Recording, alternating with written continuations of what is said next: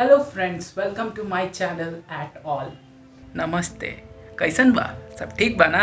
Today we'll make a RGB LED controller. Well, I already made a video on how to interface RGB LED with Arduino. Check the I button to watch that video. Go, first watch that video, then come to this.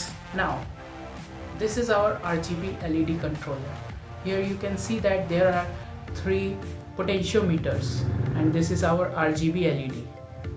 So basically these 3 potentiometers are used to control the intensity of these 3 colors, red, blue and green. And you know that with different intensities of these 3 colors we can make almost any color. I tried to use this LED directly, but its brightness was too high. That's why my camera was not able to capture it. So I made this thing, and using this glue gun stick I try to make it bit beautiful, and then I just keep it above our RGB LED, and by this you will be able to watch different colors of that RGB LED. Code and circuit diagram for this project is in description in form of a GitHub link. So let's start this video.